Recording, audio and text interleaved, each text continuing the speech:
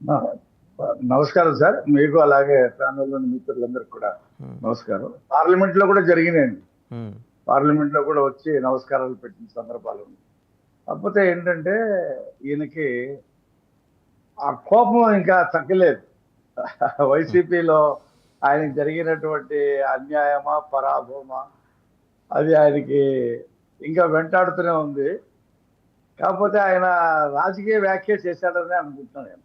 Yes. నాకేమి చెప్పడానికి నాకేమి మొహమాటం నేనే లేదు. వెనక ఉమ్, నాకే మొహమాటం లేదు ఉమ్, కానీ అది సినిమా ఫంక్షన్ మీద ఆ స- ఆ సినిమాలో జరిగినటువంటి సంఘటనల్ని అతను స్పెసిఫిక్ గా అతని క్యారెక్టర్ లో జరిగింది చెప్పడం అంటే ఒక సెటైర్ వేశాడని అర్థం. అది ఖచ్చితంగా వైసీపీ వాళ్ళకి తగిలింది. ఎక్కడ తగలాలో అక్కడ తగిలింది. ఆ 150 11 ఖచ్చితంగా తగిలింది. దానికి వాళ్ళు విలువెల్లాడిపోతా ఉన్నారు. ఏంటి ఇది అని చెప్పేసి మేము బాయ్కాట్ చేస్తాం.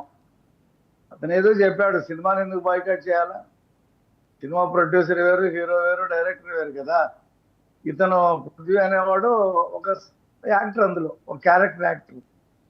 అతను ఏదో చెప్పాడు, అతన్ని ట్రోల్ చేయండి. సినిమాని ఎందుకు చేయాలా? నిర్మాత ఎందుకు నష్టపోవాలా? లేకపోతే ఆ సినిమా చూసి ఎంజాయ్ చేసేటువంటి వైసీపీ క్యాడర్ ఎందుకు నష్టపోవాలా? అసలు సినిమాలే చాలా తక్కువ వస్తున్నాయి.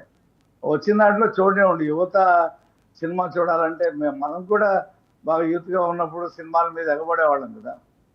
కాబట్టి ఎందుకు బాయ్కాట్ చేయాలి? సినిమాను బాయ్కాట్ చేయకూడదు. పృథ్వీ వేసిన సెటైర్ మీకు తగిలితే మీరు పృథ్వీ మీద మాట్లాడుకోండి. కానీ దానికి జనసేనకి దానికి లింక్ పెట్టి మాట్లాడటం అనేది కరెక్ట్ కాదు. తనకి ఏదో ఉంది లోపల, జగన్మోహన్ రెడ్డి తనకి అన్యాయం చేశాడు అనేటువంటి భావన ఉంది. చాలాసార్లు మాట్లాడాడు కదా ఆయన. ఆయన ఆ వైసీపీ మీద చాలాసార్లు మాట్లాడాడు. ఆయన ప్రచారం కూడా చేశాడు కదా ఎలక్షన్లో. కాబట్టి సినిమాని సినిమానగా చూద్దాం. సినిమా అయిపోయిన తర్వాత నటులు వాళ్ళ జీవితం వేరు, సినిమా సెట్ లో ఉన్నప్పుడు వాళ్ళ వాళ్ళ పద్ధతి వేరు. అక్కడ డైరెక్టర్ స్క్రిప్ట్ చెప్పినట్టుగా చేయాలా? ఆ షూటింగ్ పేకప్ చెప్పి బయటికి రావడంతోనే వాళ్ళు వేరే, సినిమాకే సంబంధం ఉండదు. దీనికి కూడా అలాగే చూడాలి. దీనికంటే అంతకంటే మించి నేనేం నువ్వు అంబటి మాట్లాడగలను. రాంబాబు గారు చేసిన వ్యాఖ్య కూడా చూశారు. చిరంజీవి గారు అదే సినిమా ఫంక్షన్లో మాట్లాడారు. చిరంజీవి గారు దాని మీద అంబటి రాంబాబు సాయంత్రం మాట్లాడుతూ బీజేపీ ఫోల్డ్లోకి వెళ్ళిపోయారు చిరంజీవి గారు అన్నట్టు మాట్లాడుతున్నారు. చూసా.